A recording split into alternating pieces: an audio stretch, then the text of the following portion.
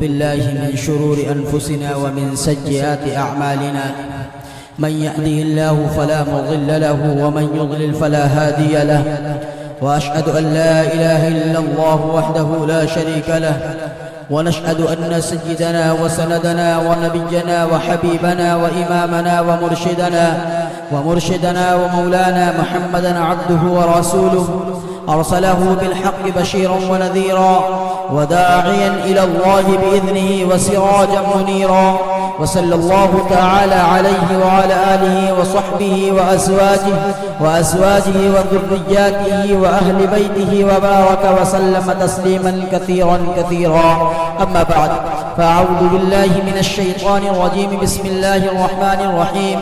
ولا تحسبن الذين قتلوا في سبيل الله أمواتا بل أحياء عند ربهم يرزقون فرحين بما آتاهم الله من فضله ويستبشرون بالذين لم يلحقوا بهم من خلفهم ألا خوف عليهم ولا هم يحزنون. وقال النبي صلى الله عليه وسلم من قتل في سبيل الله فهو شهيد ومن مات في سبيل الله فهو شهيد ومن مات في الطاعون فهو شهيد ومن مات في البطن فهو شهيد أو كما قال رسول الله صلى الله عليه وسلم. وقال النبي صلى الله عليه وسلم من ضرب الخدود وشق الجدود فليس منا أو كما قال رسول الله صلى الله عليه وسلم.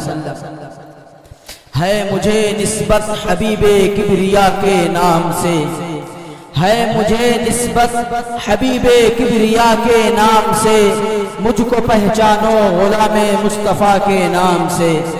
حضرت صدیق کی عظمت کو وہ سمجھیں گے کیا؟ حضرت صدیق کی عظمت کو وہ سمجھیں گے کیا؟ کچھ تعلق ہی نہیں جن کو وفا کے نام سے. اور کانپتے ہیں آج بھی کفار کے سینوں میں دل، کانپتے ہیں آج بھی کفار کے سینوں میں دل، حضرت فاروق جیسے سورما کے نام سے، حضرت فاروق جیسے سورما کے نام سے.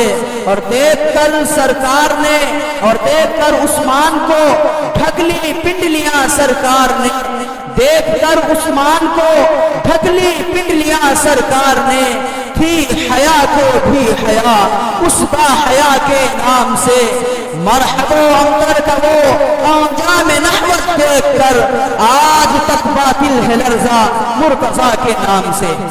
محترم بزرگوں، عزیزوں اور دوستوں، آج کا یہ پروگرام جو کہ بنسبت شہدائے اسلام رضی اللہ عنہ اجمعین کی یاد میں یہ پروگرام سجایا گیا ہے.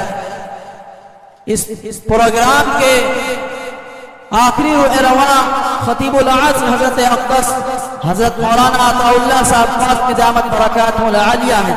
انشاءاللہ حضرت کا خصوصی خطاب ہوگا. میں چند وقت کے چند منٹ کے لیے آپ کے سامنے حائل ہوں. آپ حضرات بغور سنیں اور دعا فرمائیں کہ اللہ تبارک و تعالی کچھ کام کی بات کہلوا لیں جو ہمارے لیے بھی نفع بخش ہو اور آپ کے لیے بھی نفع بخش ہو. محترم بزرگوں، عزیزوں اور دوستوں، آج ہمارے معاشرے میں علم کے نہ ہونے کی وجہ سے ایسی خرافات اور رسومات رائج ہیں جن کا ازالہ کرنے کے لیے علماء اکرام نے پوری ایڑی سے چوٹی تک کا زور لگا دیا ہے. لیکن آج ہمارے معاشرے میں یہ بات پورے طور پر لوگ اپنی زبان سے کہتے ہیں کہ ہم ان چیزوں کو کیوں چھوڑ دیں جو ہمارے باپ دادا کرتے آئے. میرے عزیزوں اور دوستوں، میں آپ کو بتانا یہ چاہتا ہوں کہ آپ کے جو یہ الفاظ ہیں نا کہ جو میں یہ کر رہا ہوں ایسے نہیں کر رہا ہوں، اپنے باپ دادا کو کرتے ہوئے دیکھا ہے.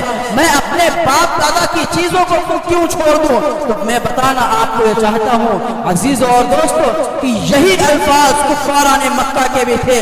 قالوا وجدنا آباءنا.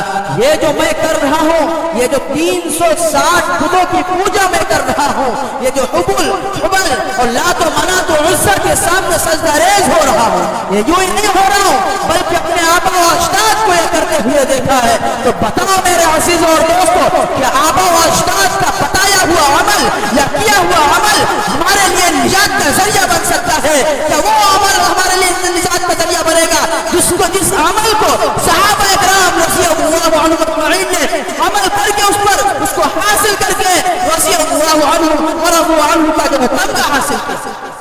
अब अंदाजा लगाए आप कि हमें किस रास्ते पर चलना है, किस राह को इख्तियार करना है, अपने आबा व अजदाद के तरीके को पकड़ना है या कुरान मुकद्दस जो हमें खुले अल्फाज में हमें आगाह कर रहा है कि हमें कुरान मुकद्दस के अल्फाज पर अमल करना है? क्या हमें उलमाए किराम के बयानात पर अमल करना है या अपने आबा व अजदाद के अमाल पर अमल करना है? इसको हमें और आपको इस पर गौर करना है। हम हर किस कभी ये ना कहें कि ये जो रसूमात और खुराफात है अगर ये गलत होता तो हमारे बाप दादा क्यों करते? ये कोई दलील नहीं है। दलील ये है कि अगर हम इसलिए इसको कर रहे हैं क्योंकि नबी अकरम ने इसको किया, सहाबा ने इसको किया, ताबईन ने इसको किया, तबे ताबईन ने इसको किया, औलिया इकराम ने इसको किया, उलमा इकराम ने इसको किया, अगर इन जमात ने इस काम को किया होता तब दलील बनती। अपने आबा अजदाद की हुई चीज कभी दलील नहीं बन सकती। ये मनगढ़ंत होती है, ये अपनी मनमानी होती है, ये अपनी बात को मनवाने का एक नया तरीका होता है कि हमारे बाप दादा जो करते थे क्या वो गलत? इसलिए मेरे अजीज और दोस्तों, आज जो हमारे दरमियान जो रसूमात और खुराफात राइज हैं और आज जिन बीमारी में, आज जिस रूहानी बीमारी में हम और आप मुब्तला हैं, इस रूहानी बीमारी से और इन अमल से हमें और आपको पूरे तौर पर इज्तनाब करना चाहिए, इस चीज से परहेज करना चाहिए। आज कैसी कैसी चीजें हमारे मुआशरे में राइज हो चुकी हैं जो हमारे नमाज छोड़ने का जरिया बनती है, जो हमारे इबादत को रोकने का जरिया बनती है, जो हमारी इबादत को रुकावट बने, जो हमारी नमाज छोड़ने का जरिया बने। मेरे अजीज और दोस्तों, हमारे लिए निजात कैसे हो सकती है? मैं बताऊंगा आपको मिसाल दे करके। अब इंशाअल्लाह बात आगे आएगी और उसका खुलासा इंशाअल्लाह साहब करवाएंगे। आप सुने इस बात को कि आज जो चीजें हमारे अंदर हैं, क्या यही हमें करबला से पैगाम मिला? क्या यही पैगाम सैयदना इमाम हुसैन रज़ियल्लाहु तआला अन्हु ने दिया? क्या यही पैगाम हमें दीगर सहाबा ने दिया? क्या यही पैगाम हमें बदर के शोहदा ने दिया? क्या यही पैगाम हमें उहद के शोहदा ने दिया? क्या यही पैगाम हमें खंदक के शोहदा ने दिया? क्या यही पैगाम हमें हुनैन के शोहदा ने दिया? अगर नहीं दिया तो आज ये हमारे माशरे में क्यों राइज है? पता चला आज के मौलवी और आज के टोली पर बिकने वाले उलमा जो ये खुराफात और रसूमात पर ब्रेक नहीं लगा रहे, ऐसे लोगों को अपने माशरे से बाइकाट कर देना चाहिए, दूर कर देना चाहिए। मेरे अजीज और दोस्तों, मैं बताना चाहता हूं आप लोगों को कि आज कैसी कैसी रसूमात इस मुहर्रमुल हराम के महीने में जो है नवाज़े रसूल सैयदना इमाम हुसैन रज़ियल्लाहु तआला अन्हु का नाम लेकर के और आपके नाम के आड़ में कैसे कैसे खुराफात होती है, मैं आपको बताऊंगा। एक खुराफात तो ये कि इस महीने में एक तारीख भी चांद भी नहीं निकलता है और पूरे तौर पर मौसीकी जो है मौसीकी का आगाज ढोल और ताशे और नगाड़े बजाना शुरू कर देते हैं, झांझ बजाना शुरू करके पूरे तौर पर शरीयत को और नबी पाक सल्लल्लाहु अलैहि वसल्लम के इरशादात और फरमादात को अपने पैरों तले नोट कर रख देते हैं। एक तो ये खुराफात, उसके अलावा मैं आज जो आपको बताना चाहता हूँ एक और चीज होती है जिसको चौकी का नाम दिया जाता है। क्या कहा जाता है? चौकी। क्या कहा जाता है? चौकी। हमने पता किया पुराने लोगों से ये चौकी है क्या, इसकी हकीकत क्या है, ये क्या होती है चौकी। तो बताया कि इशा के बाद जब ताजिया रख दी जाए उसके बाद हाथ में लोबान और मोर का पंख लेकर के ताजिया की ज़ियारत शुरू कर दी जाए और जब से शुरू की जाए, एक इसमें दो होती है, एक कच्ची चौकी और एक पक्की चौकी। हमने पूछा कच्ची चौकी क्या होती है और पक्की चौकी क्या होती है। पता है कच्ची चौकी वो है जो ईशा के बाद से शुरू की जाए اور وہ فجر کے بعد سحری کے بعد اس کو ختم کر دیا جائے. اس کو کہتے کچی چوکی. ہوتا کیا ہے اس میں؟ ہاتھ میں لوبان لے کر کے اور ہاتھ میں مور پنکھ لے کر کے یہاں سے وہاں، وہاں سے وہاں، وہاں سے وہاں تعزیہ کی زیارت کرنا، اس پہ لوبان کی دھونے دینا اور مور پنکھ سے اس کے اوپر جھاڑو کے مانند مور پنکھ کو اس کے اوپر پھیرنا، اس کو کچی چوکی بتایا. ہم نے پوچھا میاں پکی چوکی کیا ہوتا ہے؟ کہا عشاء کے بعد جس وقت چوکی کا ارادہ کر لیا جائے، جس وقت چوکی کی نیت کر لیا جائے اور ہاتھ میں مور پنکھ اور لوبان کی دھونی لینے والی وہ پیالی آ جائے، اس کے بعد سے 1 سیکنڈ کے لیے نہ تو آپ بیٹھ سکتے ہیں، نہ لیٹ سکتے ہیں، نہ کہیں ٹیک لگا کر کے کھڑے ہو سکتے ہیں. میں نے پوچھا میاں آخر کیوں نہیں لیٹ سکتے، کیوں نہیں بیٹھ سکتے؟ کیا انسان پورا 24 گھنٹہ یوں ہی کھڑا رہے گا جو ہے مغرب تک، جب تک وہ اس کا وقت پورا نہیں ہوا کیسے کھڑا رہ سکتا؟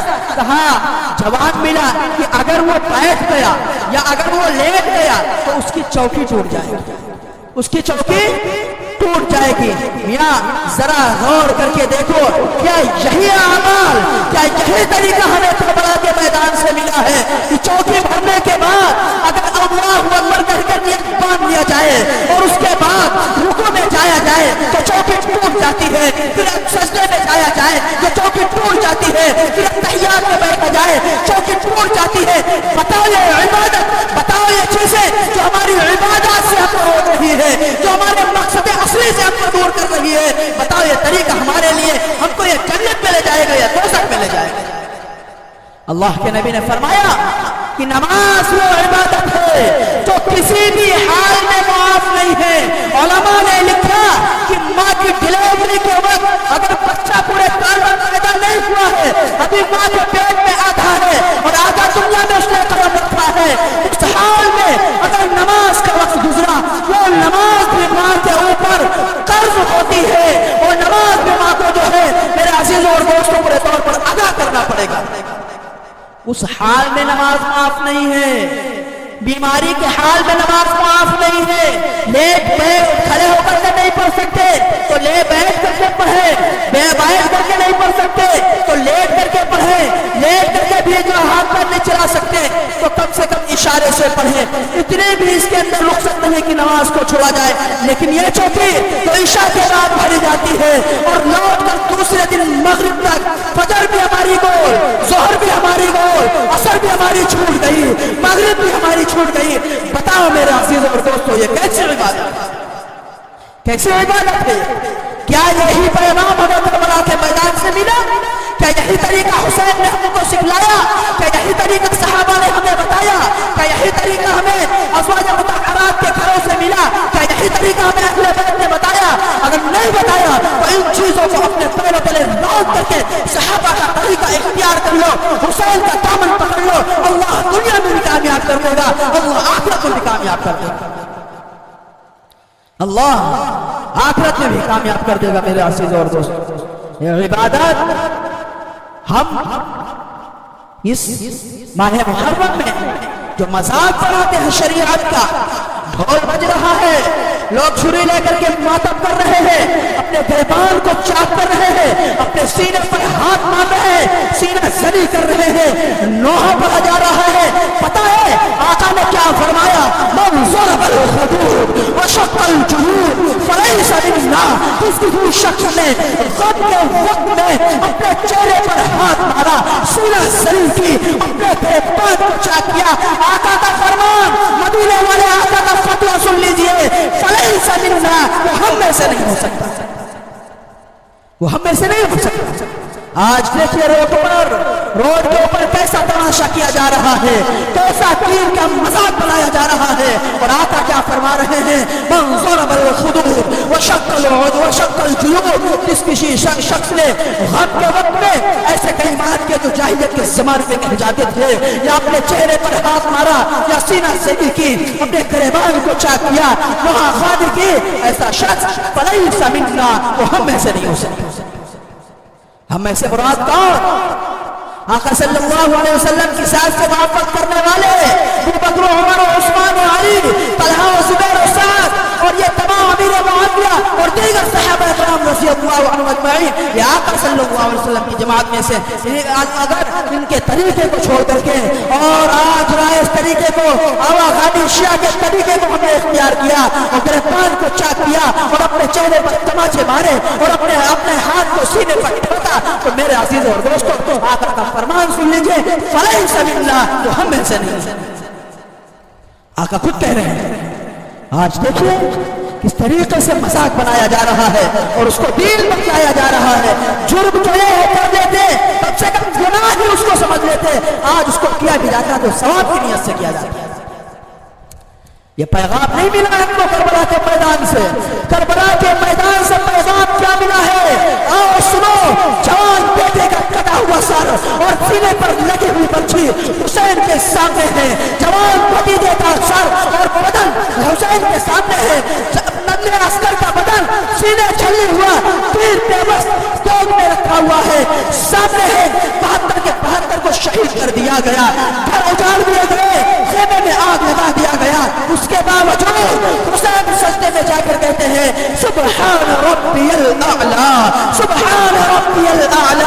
اللہ کی بڑائی اس حال میں بھی حسین بیان کر رہے ہیں اور ہمارے پاس سب کچھ ہونے کے باوجود آج اس حسین کے دین کا ہم مذاق روڈ پر بنا رہے ہیں. آج اس حسین کے دین کا مذاق ہم بنا رہے ہیں اور وہ کر رہے ہیں جو آج ہم وہ کر رہے ہیں جو دشمنان حسین نے سیدنا حسین رضی اللہ تعالی عنہ کے ساتھ کیا. آج وہ عمل ہم کر رہے ہیں, وہ عمل ہم کر رہے ہیں. کیا کیا دشمنان کوفہ والوں نے حسین کے ساتھ کیا 33 جو ہے 33 نیزوں کے زخم اور 34 تلواروں کے زخم سیدنا حسین رضی اللہ تعالیٰ عنہ کے جسم پر ہے. میرے عزیز اور دوستو, حسین رضی اللہ تعالیٰ عنہ نے اپنے ہاتھ سے اپنے جسم کو زخمی نہیں کیا تھا بلکہ دشمنوں نے کیا تھا. اگر کوئی محاذ آئے یا دین کا تقاضا آئے وہاں سینہ سپر ہو کر کے دشمن کے وار کو سینے پر لینا یہ حسین کی سنت ہے, نہ کہ اپنے ہاتھ سے اپنے آپ کو زخمی کرنا. اپنے ہاتھ سے اپنے آپ کو زخمی کرنا یہ حسین کی سنت نہیں ہے, بلکہ جب دین کا تقاضا آئے, دین کا محاذ آئے, اللہ کے راستے میں کھڑے ہونا پڑے, جب دین پر کوئی آنچ آئے, جب کوئی ہماری مساجد کو اٹھانے لگے, جب ہمارے کوئی علماء کو نشانہ بنانے لگے, جب ہمارے قرآن کی بے غربتی ہونے لگے, جب آقا کے شان میں نازیبہ کلمات کہے جانے لگے, جب بکر و عمر و عثمان کی شان میں لوگ گستاخی کرنے لگے, ایسے وقت پر سینہ تان کر کے سامنے کھڑے ہونا اور دشمن کے وار کو اپنے سینے پر لینا یہ سنت حسین ہے. سنت حسین یہ نہیں ہے کہ سینہ سلی کرے, گریبان کو چاک کرے, اپنے ہاتھ کو اپنے چہرے پر مارے. اگر ایسا کر رہے ہیں تو آقا کا فرمان سن لیجیے فلیس منا, تو آقا صلی اللہ علیہ وسلم کی جماعت سے نہیں ہے. وہ آقا صلی اللہ علیہ وسلم کا فرمان اور بردار نہیں ہے, وہ آقا صلی اللہ علیہ وسلم کا ماننے والا نہیں ہے. اور آج کتنے اعمال ایسے ہوتے ہیں جو ہم شریعت کی مخالفت کر کے اور صحابہ اکرام رضی اللہ تعالیٰ عنہ اجمعین کے طریقے کو چھوڑ کر کے اور پورے طور پر اس دین کا ہم مذاق بناتے ہیں. اس کے بعد دلیل دیتے ہیں یہ جو ان چیزوں کو منع کرتے ہیں یہ اہل بیت سے محبت نہیں کرتے, ان کے دلوں میں اہل بیت کی محبت نہیں ہے, ان کے دلوں میں اہل بیت کی عظمت نہیں ہے, ان کے مجالس میں اہل بیت کا ذکر نہیں ہوتا. میں بتانا یہ چاہتا ہوں کہ حسین کی جوتی کو میں اپنے سر کا تاج سمجھتا ہوں اور حسین کی جوتی کی خاک کو میں اپنے آپ کا شعبہ سمجھتا ہوں. اتنی محبت ہے ہمیں اہل بیت سے. اہل بیت کا مذاق تو تم نے بنایا ہے, اہل بیت کے نام پر تمہارے آبا و اجداد نے جو جرائم کیے ہیں اس کو تم چھپا رہے ہو. اپنے گناہ کو چھپانے کے لیے تم نے حسین رضی اللہ تعالیٰ عنہ کے نام کا استعمال کیا, تم نے اہل بیت کے نام کا استعمال کیا, تم نے شہدائے کربلا کے نام کا استعمال کیا, اور وہ عمل آج کر رہے ہو جو دشمنان حسین نے حسین رضی اللہ تعالیٰ عنہ کے ساتھ کیا تھا. آج خندق جلائی جا رہی ہے, آگ کا ماتم ہو رہا ہے, آگ کا ماتم کر کے گویا یہ بتلا رہے ہیں کہ ہم ہی وہ لوگ ہیں جنہوں نے حسین کے خیمہ میں آگ لگائی تھی. یہی وہ آگ ہے جس سے ہم نے حسین کا خیمہ جلایا تھا, حسین کے خیمے میں آگ لگائی تھی اور ان کی بیویوں کو ہم نے بے پردہ بے پردہ کر کے گھروں سے نکالا. آج یہ آگ جلا کر کے تم بتلا رہے ہو کہ ہم ہی جو ہے اس کام کو, ہمارے ہی آبا و اجداد اس کام کو انجام دینے والے ہیں. تم اگر کرتے تو وہ کام کرتے جو حسین نے کیا. کسی بھی حال میں اپنے آپ کو دشمن کے حوالے نہیں کیا. نماز کا وقت آیا، ہزاروں دشمنان اسلام اور ہزاروں دشمنان حسین کھڑے ہوئے ہیں، تلواروں کی چھاؤں میں بھی جو ہے رب کے سجدے کو نہیں چھوڑے. اور آج ہمیں فالتو خرافات اور رسومات کے چکر میں رب ذوالجلال کی عبادات کو چھوڑ کر کے نبی پاک صلی اللہ علیہ وسلم کے جو ہے سنت کو اپنے پیروں تلے رون کر کے ہم نعرہ لگاتے ہیں یا حسین یا حسین. میرے عزیز اور دوستو، کل قیامت کے میدان پر پتہ چلے گا جب سوال کیا جائے گا اے لوگوں کیا میں نے اسی لیے اپنی گردن کو جو ہے کربلا کے میدان میں کٹایا تھا؟ اے لوگوں کیا اسی لیے ہم اپنے پورا کا پورا خاندان لٹا دیا تھا؟ کیا 72 نے جو اپنی گردنیں کٹائی یا اس کا صلہ تم ایسے دے رہے ہو کہ ہمارے پہنچائے ہوئے دین کو پورے طور پر اس کا مذاق بنایا تم نے؟ کل سوال جب قیامت کے میدان میں ہوگا تو جواب دینا پڑے گا. اس لیے چیزوں سے ابھی باز آ جائیے اور پورے طور پر توبہ کر لیجئے اور اس عمل کو اپنی زندگی کے اندر اتاریے جو صحابہ نے کیا. میں نے کل بیان کے دوران بتایا ایک بات کو کہ سیدنا حسین رضی اللہ تعالی عنہ کی شہادت نہ تو اسلام کی پہلی شہادت ہے اور نہ اسلام کی آخری شہادت ہے. اس سے پہلے بھی شہادتیں ہوئی ہیں، اس کے بعد بھی شہادتیں ہوئی ہیں. اگر واقعی شہادت کو یاد کرنا چاہتے ہو تو تمہارے مجلسوں میں احد کے شہداء کا ذکر کیوں نہیں ہوتا؟ بدر کے شہداء کا ذکر کیوں نہیں ہوتا؟ حنین کے شہداء کا ذکر کیوں نہیں ہوتا؟ خندق کے شہداء کا ذکر کیوں نہیں ہوتا؟